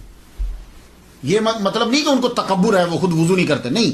جب کوئی آپ کو وضو کروائے گا تو آپ پانی کم استعمال کریں گے، اور جب آپ خود وضو کریں گے تو پانی کا استعمال زیادہ کریں گے. اس لیے بزرگان دین کسی سے وضو کرواتے تھے تو ایک لوٹے میں وضو بھی ہو جاتا تھا. اور اب آپ دیکھ لیجئے مسجد میں جاتے ہو کتنا پانی استعمال کر دیتے ہو. تو وضو جو ہے وہ کیا. وضو کرنے کے بعد تہجد، پھر فجر، پھر اشراق، اس کے بعد پھر استغراق. پھر اس طرح سارا دن پھر آپ جو ہے نماز. آپ نے کیا کیا کہ لکڑیاں کٹھی کی جنگل سے، کچھ گھاس پھوس لیا، اور آپ نے اپنے پیر کی ایک جھونپڑی بنا دی. وہی کری ایک جھونپڑی، ایک دن میں ایک ہی بنی. نماز کے ٹائم جو ہے وہ استغراق سے باہر آ جاتے، نماز پڑھتے. اس کے بعد اب آپ کھڑے نہیں رہتے تھے، اب آپ بیٹھتے تھے. پہلے تو آپ نے کھڑے گئے، اب آپ بیٹھ کر استغراق میں چلے جاتے. دوسرے دن آپ نے اپنی سائڈ پہ دور جا کے اپنی جھونپڑی بنا لی. وہاں شمس الدین ترک قلندر رحمۃ اللہ علیہ وہاں رہنے لگے. شمس الدین کے آنے کا یہ فائدہ ہوا، سید شمس الدین علوی ترک قلندر رحمۃ اللہ کے آنے کا فائدہ یہ ہوا کہ اب لوگوں کی آمد و رفت بڑھنے لگ گئی، اور آپ کے استغراق کا دورانیہ جو ہے وہ کم ہو گیا. اب جو ہے صابر پیا خود ان کو تعلیم دینے لگ گئے، ظاہری اور باطنی دونوں تعلیم جو ہے وہ ان کو دیتے. اللہ اکبر جل شانہ. یہ ایک معمول بن گیا، استغراق کم سے کم. لیکن عشاء کے بعد جو ہے وہ صبح تک جاری رہتا. صبح تک یہ جاری رہتا، لوگوں کی آمد و رفت ہونے لگ گئی، اور یہ خبر پھر دور دراز تک بھی جانے لگ گئی. لوکل لوگ بھی آتے اور باہر سے لوگ بھی آتے. لیکن وہ پہلے شمس الدین بتاتے کہ اب کون سا وقت ہے، اس وقت میں تم جا سکتے ہو کہ نہیں جا سکتے. تب لوگوں کا سامنا ہوتا. اگر آپ اجازت نہ دیتے تو کوئی آگے جا نہیں سکتا تھا. اور جب کوئی دہلی سے آتا، نظام الدین اولیاء رحمۃ اللہ علیہ جو ہیں وہ آپ کے بڑے ہمراز اور آپ کے بڑے قریبی تھے، بڑے محبت کرنے والے تھے. تو جب کوئی دہلی سے آتا تو صابر پیا پہلے ہی فرما دیتے شمس جی حضور بھائی دہلی سے آ رہے ہیں مہمان، کچھ تھوڑا سا نمک بھی ڈال دینا بیچ میں، کیونکہ وہ نمک استعمال کرتے ہیں، پھیکے ان کو اچھے نہیں لگتے تو نمک ڈال. تو واقعی آدمی جو ہے وہ کھانے کے ٹائم دہلی سے آ جاتا. ایک مرتبہ امیر خسرو رحمۃ اللہ علیہ تشریف لائے. یہ کیسے ہو سکتا ہے کہ نظام الدین اولیاء کے دوستوں اور امیر خسرو تشریف نہ لائیں؟ امیر خسرو آئے، بڑی محبت کی. صابر پیا نے بڑی محبت کی. کہنے لگے اچھا تم ہمارے دوست نظام الدین کے پاس سے آئے ہو؟ اللہ اکبر جل شانہ. محفل سجی. امیر خسرو نے کلام سنایا. سید شمس الدین نے بھی، اور صابر پیا خود بھی بہت بڑے شاعر تھے، آپ نے بھی اپنا بھی کلام سنایا. اور کہنے لگے امیر خسرو سے تم بہت اچھا کلام کہتے ہو، ہم خوش ہوئے تم سے، اپنے مرشد کو جا کے ہمارا سلام کہنا. عالم استغراق میں پھر چلے گئے. امیر خسرو واپس گئے. جب واپس پہنچے نظام الدین اولیاء رحمۃ اللہ علیہ نے استقبال کیا آپ کا. یار کتنی محبت کرتے تھے ایک دوسرے سے یہ لوگ. استقبال کیا کھڑے ہو کے. کہنے لگے تم نے میرے بزرگوار کو دیکھا، دوست کو دیکھا تم نے؟ کہا جی ہاں حضور میں نے دیکھا. نظام الدین اولیاء آگے بڑھ کر دونوں آنکھیں چوم لی. ان آنکھوں سے دیکھا تم نے؟ کیا تم نے مصافحہ کیا ان سے؟ تم نے ہاتھ ملایا ان سے؟ کہا ہاں میں نے ہاتھ ملایا. دونوں ہاتھ پکڑ کے چوم لیے. اللہ اکبر جل شانہ. یہ عقیدت کا اظہار ہے یہ کہ اپنے دیوانے کے ہاتھ چوم رہے ہیں، کہ اس نے ان ہاتھوں سے صابر پیا کے جسم کو، ہاتھوں کو ہاتھ لگایا. پھر ایک مرتبہ کیا ہوا کہ بابا فرید کے ایک قوال تھے، حسن قوال، وہ جب ہندوستان کے ٹرپ پہ نکلے کہ بابا فرید کے خلفاء اور مریدین سے مل کر آؤں تاکہ بہت پیسہ ملے گا، بڑے پیر سے جائیں تو چھوٹے چھوٹے پیر مرید تو سب دیں گے نا. نظام الدین اولیاء رحمۃ اللہ علیہ کے پاس سے بہت پیسے ملے، اور بھی مریدوں کے پاس سے بہت پیسے ملے. کہا چلو چلتے چلتے کلیئر سے بھی ہوں، چاہے یہاں سے بھی کچھ پیسے مل جائے. پہلے تو کلیئر کا آستانہ ہی نہ ملا، بولے کہ خانقاہ کہاں؟ لوگوں نے بتاؤ ٹیلے پہ چلے جو وہاں جھونپڑی ملے گی وہی خانقاہ ہے. حسن قوال وہاں پہنچا، جب دیکھا تو آپ عالم استغراق میں. سید شمس الدین کہیں شاید کوئی لکڑیاں یا کچھ چیز لینے گئے ہوئے تھے، یہ اوپر چڑھے، دیکھا تو آپ بیٹھے ہوئے، یہ سامنے کھڑے ہو گئے. کتنی دیر کھڑے رہے. آپ نے آنکھ کھولی، فرمانے لگے کون ہو تم؟ کہا جی میں بابا فرید سے آیا ہوں، ان کا قوال ہوں. کہا کون فرید الدین؟ کون فرید؟ پہلے انہوں نے فرید بولا. کہا جی فرید الدین گنج شکر. او میرے شیخ کے پاس سے آئے ہو؟ اتنے میں شمس الدین تشریف لے آئے. آپ نے فرمایا یہ ہمارے شیخ کے پاس سے آئے ہیں، اس کو گولر دو. وہ ہنڈیا میں سے نکال کے کچھ گولر دے دی. وہ گولریاں جو ہوتی ہیں نا درخت پہ، گولر کے درخت پہ جو وہ دے دی تھوڑی. ان کو غصہ آیا، انہوں نے سنبھال تو نہیں، کہا جا کے بابا کو بتاؤں گا آپ کے مرید نے کیا دیا ہے. اس کے بعد آپ پھر عالم استغراق میں چلے. حسن قوال وہاں سے چلا، بابا فرید الدین گنج شکر رحمۃ اللہ علیہ کے پاس پہنچا. بابا نے سب مریدوں کا پوچھا، ہاں بھائی وہاں سب کی اس نے تعریف کی، انہوں نے اتنا دیا، انہوں نے حضور اتنا دیا، انہوں نے حضور اتنا دیا. کہا میرے صابر کے پاس بھی گئے تھے؟ کہا حضور وہاں بھی گیا تھا، یہ لیجئے گولر. وہ ساری گولریاں جو تھی، وہ جو پھل اس درخت پہ وہ دے دی. کہا جی یہ دیا انہوں نے مجھے. کہا تو کیا کہا تھا؟ کہا میں ان کے سامنے گیا تو پہلے تو مجھے پوچھتے ہیں تم کون ہو؟ میں نے کہا میں فرید الدین کا قوال ہوں، بابا فرید کا قوال. کہا کون فرید؟ کہا جی فرید الدین گنج شکر. کہا اچھا میرے شیخ اچھے ہیں؟ ہوئے ہوئے بابا فرید الدین گنج شکر کی آنکھوں میں آنسو آ گئے. آپ فوراً اٹھے، آپ نے 2 نفل ادا کیے. 2 نفل ادا کرنے کے بعد آپ نے وہ گولر کھائے، اور وہ گولر باقی جو تھے گولریاں وہ تقسیم کر دیں، اور فرمانے لگے آج سے ہم شیخ ہیں. لوگوں نے کہا حضور آپ آگے شیخ نہیں تھے. کہنے لگے شیخ تو تھا لیکن صابر نے کبھی نہیں کہا تھا، آج میرے صابر نے مجھے شیخ کہا. اور وہ اتنے اعلیٰ مرتبے پر پہنچ کر بھی اپنے پیر کو نہیں بھولا. اللہ، اب ان کا مقام تو یہی سمجھے گا، ہم کیا سمجھے. وہ اتنے اعلیٰ مقام پر پہنچ کر بھی اپنے مرشد کو نہیں بھولا. میں اس لیے خوش ہوں، اس نے مجھے شیخ کہا ہے. یہ جو سما ہے نا، یہ قلندر سما کے دیوانے ہوتے ہیں. سما کیا ہے؟ سما کا ترجمہ آج کل قوالی کرتے ہیں، کہ انتہائی غلط ہے. سما اور قوالی کا آپس میں کیا ملانا اسے؟ سما اور چیز ہے، قوالی اور چیز ہے. غور سے سن لیجئے، کبھی قوالی کو سما کے ساتھ مت ملاؤ. سما کو سما ہی رہنے دو. وہ سما ہے کیا؟ باوضو لوگوں کا کلام پڑھنا اور باوضو لوگوں کا مجلس میں بیٹھ کر سننا، باشرع لوگوں کا کلام پڑھنا اور باشرع کا بیٹھ کر سننا، یہ ہے سما. اور قوالی کیا ہے؟ بے وضو چرسی لوگوں کا کلام پڑھنا اور بے وضو لوگوں کا کلام سننا، کہ مجمع میں بھی بے وضو ہوں اور کلام پڑھنے والے بھی بے وضو ہوں. اگر آج کی قوالی کو وہ لوگ بھی، خواجہ معین الدین اجمیری، قطب الدین بختیار کاکی، نظام الدین اولیاء، بابا فرید، اگر وہ آج کی قوالی کو دیکھ لیتے وہ اس کو ناجائز قرار دے دیتے کہ یہ لوگ پہلے نشہ کر کے پھر اس کے بعد کلام پڑھ رہے ہیں. وہ لوگ باشرع ہوتے تھے، باوضو ہو کر باوضو لوگوں کا کلام پڑھا کرتے تھے. تو اس لیے سما کو قوالی کے ساتھ مت ملائیے گا. سما وہ اور چیز تھی. لوگ اس کو پڑھنے کے لیے وہ فلاں وہ بھی قوالی سنتے تھے، وہ ولی اللہ بھی قوالی سنتے تھے. یہ اس کے عشر عشیر بھی نہیں. تو سما جو ہے یہ اور چیز ہوا کرتی تھی. صابر پیا جو ہے وہ خود شاعری فرماتے تھے. پہلے آپ اپنا تخلص احمد رکھتے تھے، پھر جب آپ کو صابر کا لقب ملا تو پھر آپ نے ٹائٹل ملا تو آپ نے تخلص صابر لکھنا شروع کر دیا.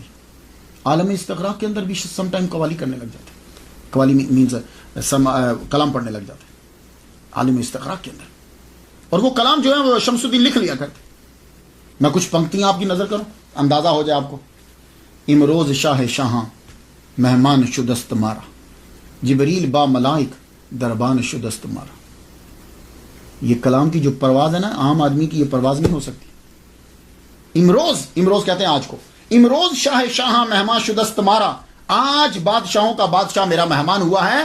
وہ بادشاہوں کا بادشاہ اتنے اعلیٰ مرتبے پر فائز ہے کہ جبریل جو ہے وہ دربان ہے.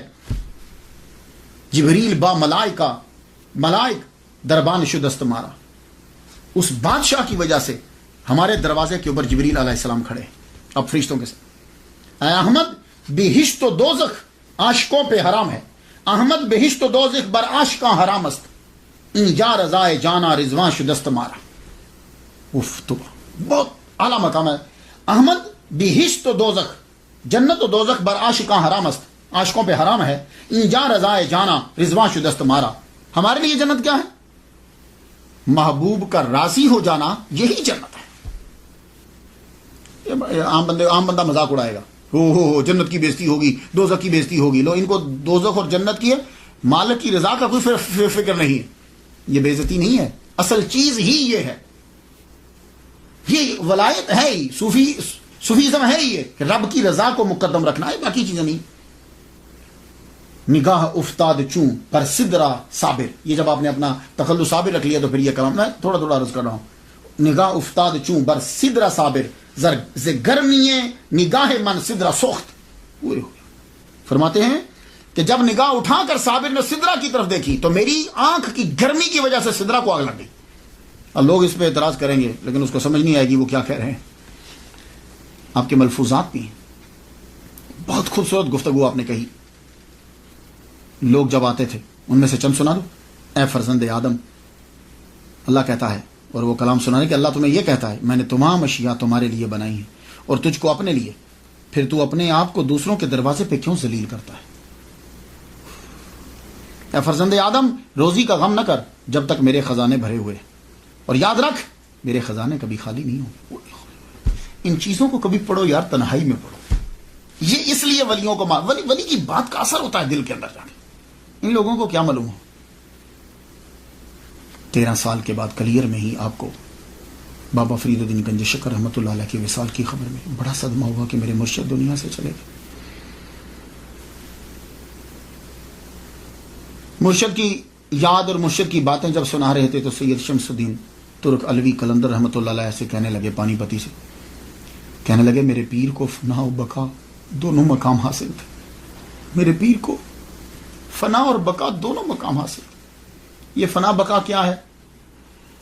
یہ ٹرمینالوجی ہیں. اس کے لیے آپ کو میں ریکمینڈ کروں گا رسالہ کشیریہ، اس میں بھی ہے اور بھی اولیاء کرام نے لکھا ہے. یہ رسالہ کشیریہ کو میں دیکھ رہا تھا،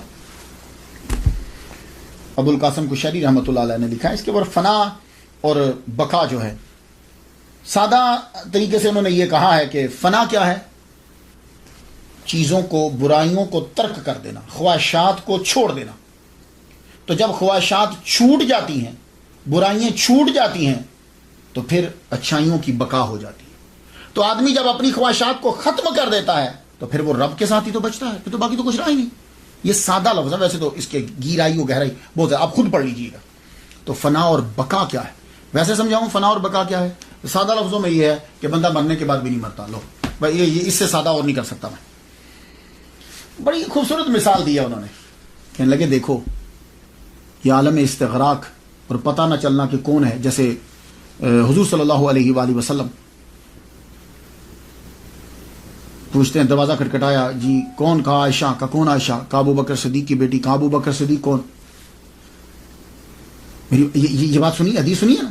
تو اسی طرح کون فرید؟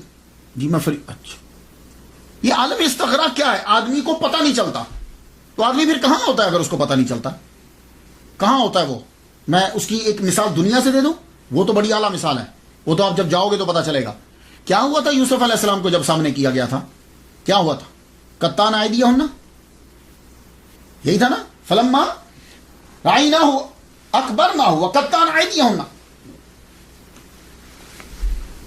وہ عورتوں نے اپنے ہاتھ کاٹ لیے اور کچھ پتہ ہی نہیں چلا. انگلیاں کاٹ لی، جس کو کل بول دیا ہے، انگلیاں کاٹ لی، پتہ ہی نہ چلا. یہ عالم استغراق کی قدرہ مثال ہے. عورت کو تکلیف بڑی جلدی ہوتی ہے، کانٹا بھی چپ جائے، انگلیاں کاٹ رہی، اس کو خبر نہیں ہو رہی. کیوں؟ اس لیے کہ رب تعالی کا ایک چھوٹا سا، ایک ادنا سا کرشمہ، ایک قدرت ایک نبی کا معجزہ ہے، اس نے ان کو ہر شے سے ہٹا دیا، ان کو خبر نہیں ہو رہی. تو اب مجھے اتنا بتا دو کہ جو ڈائریکٹ خدا تعالیٰ کی ذات کا مشاہدہ کر رہا ہوگا اسے کیا خبر ہوگی؟ تو اس لیے اولیاء کرام کو اور تصوف کو پہلے سمجھ لو یار. اب سمجھ نہ آئے تو اپنی جہالت کا اقرار نہیں کرنا، ولی پہ اعتراض کر دینا. تو یہ اب آپ سمجھ گئے ہوں گے وہ شادی کے ٹائم عالم استغراق میں آپ کا رہنا، بعد میں آپ کا رہنا وہ کیا ہے، اور دنیا میں جو خبر نہیں آ رہی ہے فنا اور بقا. یہ تو میں ادنا سی مثال آپ کو میں نے دے دی. تو جب فنا اور بقا کی گفتگو ہو رہی تھی تو سید شمس الدین کہنے لگے پیر و مرشد ایک بات تو بتائیے، فنا بقا ہوتا کیا ہے؟ کہنے لگے شمس ہم تجھے وقت آئے گا تو دکھا دیں گے، چھوڑ کیا بتانا، دکھا دیں گے تجھے. تو اب سن، غور سے سن. 19 سال خدمت انہوں نے کر لی شمس الدین ترک قلندر رحمۃ اللہ علیہ نے. 19. کہنے لگے اب سن، تو اب چلا جا کے روزی روٹی کما. روزی روٹی جب تو کما لینا تو سن، میرا وصال ہو جائے گا تو آ جانا. تو کفن لیتے آنا، خوشبو نہ لانا، خوشبو فرشتے لے آئیں گے. تو غسل جو ہے نا بس تو سوچنا غسل ہو جائے گا. جو چیزیں تمہیں کرنا ہے نا تو سوچتے جانا، بس کفن لے آنا. تو کہا مرشد مجھے پتا کیسے چلے گا کہ آپ دنیا سے چلے گئے ہو؟ کہا سن، تو جا کے آرمی میں مزدوری کرنا، جا کے وہاں داخل ہو جانا فوج میں. جس دن تمہاری فوج کے سارے دیے بجھ جائیں، صرف تیرے خیمے کا دیا جل رہا ہو تو سمجھنا میرے مرشد کا وصال ہو گیا. تو میرے پاس آ جانا، باقی ہم کر لیں گے. اور سن، جب میری تجہیز و تکفین کر لینا تو 3 دن تک رکنا، اس کے بعد چلے جانا، پھر واپس نہ آنا. یہ ساری وصیتیں کر کے سید شمس الدین ترک قلندر علوی رحمۃ اللہ علیہ پانی پتی کو روانہ کر دی، اور جگہ بھی بتا دی کہ کہاں جا کے رکنا ہے تم نے. آپ واپس دہلی آ گئے. دہلی میں آپ کے خاندان کے لوگ فوج میں تھے، آرمی کے اندر تھے. آپ نے جا کر فوج میں جو سلطان کی فوج تھی اس میں جا کے لی. ویسے تو بڑے مسلمانوں کی حکومت تھی، ایک ادھر مسلمان ایک ادھر، جو اصلی بادشاہ تھا اس کی فوج میں جا کے آپ نے نوکری شروع کر دی. اس دور کے اندر کیا ہوا کہ 1291 کی یہ بات ہے کہ کڑا کا حاکم جو ہے وہ باغی ہو گیا. وہ جب باغی ہوا تو وہ فوج حملہ کرنے کے لیے وہاں پہنچی. چھجو خان باز نے جو بھی نام لکھا ہے، باغی ہوا، آپ فوج میں شامل. کمال اس وقت یہ تھا کہ لوگ نماز پڑھتے تھے فوج میں بھی، جرنیل تک نماز پڑھتے تھے. جب مقابلہ کرنے لگے تو وہ چھجو خان کی فوج جو ہے وہ تو آرمی جو ہے وہ تو بھاگ کے قلعہ بند ہو گئی. یہ لفظ قلعہ ہوتا ہے، ہم اس کو قلعہ بولتے ہیں کیونکہ قلعہ ہمیں بولنے میں مشکل لگتا ہے. قلعہ بند ہو گئی. آپ نے قلعہ کا محاصرہ کر لیا. قلعہ کا محاصرہ بڑھ گیا. جب بڑھا تو نماز تو سب پڑھتے تھے، سردیوں کا موسم تھا. فجر کی نماز پڑھتے ہوئے بادشاہ کو گرم پانی کی جنرل کو گرم پانی کی ضرورت ہوتی تھی. تو جنرل کے لیے پانی لے جانے کے لیے آپ کا خیمہ جرنیل کے بالکل قریب تھا. تو وہ جو پانی گرم کرتا تھا نا وضو کا، وہ آپ سے آگ لے کے جاتا تھا. تو وہ آگ لیتا، پانی گرم کر کے پھر جا کے جنرل کو وضو کرنے کے لیے. ایک دن وہ خیمے میں آیا تو بابا ہے ہی نہیں، سید شمس الدین ترک قلندر رحمۃ اللہ ہے ہی نہیں. کدھر گئے؟ یہی ہوتے تھے. یوں دیکھا تو پاس ہی تالاب تھا، تو تالاب کے کنارے پہ بیٹھے وضو کر رہے ہیں. اتنے ٹھنڈے پانی سے وضو کر رہے ہیں. جا کے دیکھنے لگا، کہنے لگا ہو سکتا ہے پانی گرم ہو، مجھے ٹھنڈا لگتا ہو.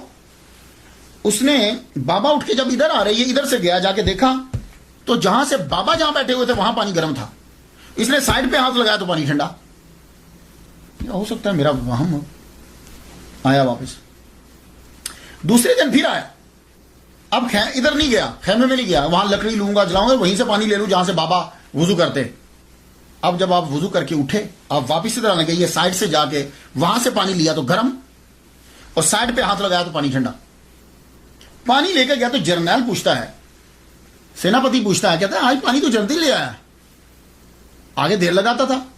تو سچ اس نے بول دیا. کہنے لگا یہ جو تمہارے ایک خیمہ چھوڑ کے آگے خیمہ، اس خیمے میں بابا رہتے تھے، ان سے آگ لے کے پھر پانی گرم کر کے پھر لاتا تھا. آج میں وہ بابا جو ہیں وہ تالاب پہ جا کے وضو کرتے ہیں، انہی کی جگہ سے لے آیا ہوں پانی. وہ جہاں وضو کرتے ہیں وہاں پانی گرم ہوتا ہے. میں نے کہا یہ کیسے ہو سکتا ہے؟ اب دونوں نے چھپ کے دیکھا. سید شمس الدین ترک قلندر رحمۃ اللہ علیہ کو دیکھا کہ وضو کر رہے ہیں. اب دونوں جو ہیں وہ بعد میں گئے، جب بابا آگے تو دیکھا پانی گرم.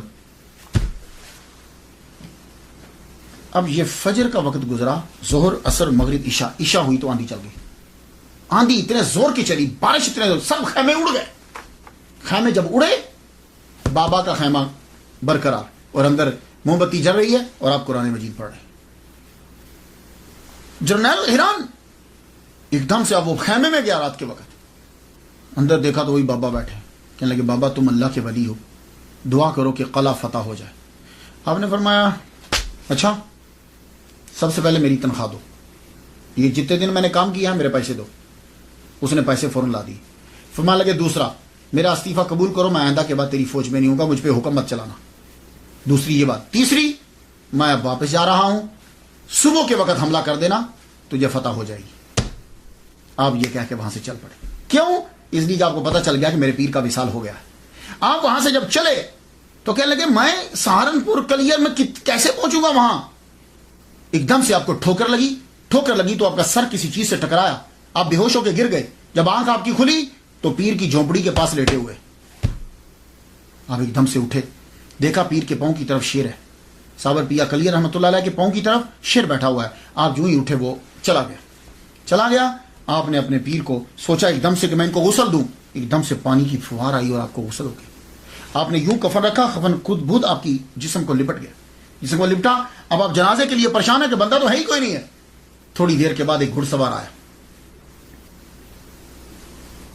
قریب آتا ہے, قریب آیا, رکو ہم جنازہ پڑھائیں گے. جنازہ پڑھانے لگے اور ان کے چہرے کے اوپر نقاب ہے, چہرے کے اوپر نقاب. جنازہ پڑھایا تو سید شمس الدین کہتے ہیں ترک رحمۃ اللہ علیہ کہ جب میں نے جنازہ شروع کیا تو ایک بندہ بھی نہیں تھا, اور جب میں نے سلام پھیرا تو دیکھا تحت نگاہ صفیں ہی صفیں, شہداء رجال الغیب سب پیچھے کھڑے ہیں. تو نکاح پوچھ جنازہ پڑھا کے جب جانے لگا تو میں نے ان کو پکڑ لیا. میں نے کہا بھائی رکو, کوئی مجھ سے پوچھے گا تیرے پیر کا جنازہ کس نے پڑھایا تھا تو میں کیا جواب دوں گا. انہوں نے ایک دم سے چہرے سے نقاب ہٹایا, کہنے لگے شمس وہ فنا ہے یہ بقا ہے. تو نے پوچھا تھا نا تو لے آج تمہیں ہم نے دکھا دیا. تو آپ اب کیا ہے, یہ چیزیں کچھ چیزیں سمجھائی نہیں جا سکتی. جیسے اللہ نے خود کہہ دیا ولا تقولوا لمن يقتل في سبيل الله اموات بل احياء ولكن لا تشعرون. یہ چیزیں سمجھائی نہیں جا سکتی. یہ جب آدمی اس مقام پہ پہنچ جاتا ہے تو سمجھ آنے لگ جاتی ہے. تو آپ 3 دن تک آپ کی قبر کے, وہ کہتے ہیں کہ خود بھوت, پھر آپ کا جسد انور قبر میں گیا, آپ نے وہ کھودی قبر کے اندر, جسد انور خود بھوت گیا, خود بھوت مٹی لگی. آپ وہاں بیٹھے رہے 3 دن تک قرآن مجید پڑھتے رہے. 3 دن کے بعد وہاں سے چلے گئے کیونکہ پیر نے یہی کہا تھا, اور آپ نے جا کے پانی پت میں ڈیرا لگا لیا. پھر سالوں گزر گئے, 100 سال 200 سال, ہر طرف آگ آگ برستی تھی. کوئی آدمی اگر جانے کی کوشش کرتا قبر کا نشان مٹ گیا. کسی کو معلوم ہی نہیں کہ یہاں کہیں قبر ہوتی تھی. آپ کی قبر آپ کا, لیکن ذکر آپ کا ہوتا رہتا تھا. کیوں؟ اس لیے کہ صابریہ سلسلہ جاری تھا. صابریہ سلسلہ جو ہے وہ آپ کا جاری و ساری رہا. کیوں؟ اس لیے کہ صابر پیا کے مرید, ایک ہی مرید سید شمس الدین ترک قلندر رحمۃ اللہ علیہ پانی پتی, ان کے مرید جلال الدین المعروف کبیر الاولیاء, ان کے مرید مخدوم عبد الحق, ان کے مرید شیخ محمد خلف شیخ العالم, ان کے مرید قطب عالم شیخ عبد القدوس گنگوہی رحمۃ اللہ علیہ. یہ عبد القدوس گنگوہی رحمۃ اللہ علیہ جو ہیں, یہ اپنے دادا پیر مخدوم عبد الحق رحمۃ اللہ علیہ کی قبر کے اوپر روزانہ فجر کے بعد جھاڑو دیا کرتے تھے. تو ایک دن جھاڑو دے رہے ہیں کہ بزرگ پاس سے گزرے, کہنے لگے کبھی ہماری قبر پہ آ کے بھی جھاڑو دینا. کہنے لگے اچھا جی آؤں گا. وہ بندہ جب رو میں ہوتا ہے نا تو سوچتی ہے اللہ نے بات کیا کہی اور میں نے کیا کیا دیا. تو وہ جا چکے تھے. سوچنے لگے یہ کون تھے جو اپنے مزار کی دعوت دے گئے ہیں خود ہی. پھر آہستہ آہستہ ان پر آشکار ہوا عبد القدوس گنگوہی رحمۃ اللہ علیہ. اب پھر یہ نکلے کلیئر کی جانب. ان کو اب پتہ چل گیا کہ یہ اصل میں صابر پیا ہے, اور یہ ساری چیزیں آپ کو اپنے پیر دادا پیر کی قبر سے معلوم ہوئی, عبد الحق رحمۃ اللہ علیہ سے. اب یہ وہاں سے چلے, جب یہ کلیئر کی طرف چلے, جہاں جہاں رکتے جائیں نفل پڑھتے جائیں, آگ گرے لیکن دعا کریں اور ختم, پھر آگے پھر آگے پھر آگے, حتیٰ کہ آپ نے قبر کے نشان کو پا لیا. قبر کے نشان کو پا لیا. پھر آپ نے دعا کی کہ یہ سلسلہ جلالیت کا ختم کرو تاکہ تمہاری قبر پہ لوگ بھی آئیں. پھر آپ کی دعا سے وہ جلال کا سلسلہ ختم ہوا, آگ کا سلسلہ ختم ہوا. اور آج آپ دیکھو وہاں ڈیرے لگے ہیں, لوگ جاتے ہیں, فاتحہ پڑھتے ہیں. اب وہ سلسلہ ہرگز نہیں ہے. میں تو وہاں نہیں جا سکا، لیکن میرے دوست ہیں عبد الغفار، یہ احمد آباد میں رہتے. ایک دن انہوں نے مجھے صابر پیا کلیئر رحمۃ اللہ علیہ کے مزار سے مجھے کال کی، اور اکثر وہ مجھے انڈیا سے کال کرتے رہتے، کسی بھی مزار پہ ہوں گے، خاص طور پر خواجہ معین الدین اجمیری چشتی رحمۃ اللہ یہ، تو میں پھر وہ اسپیکر کے اوپر فاتحہ پڑھتا ہوں، میں دعا کرتا ہوں.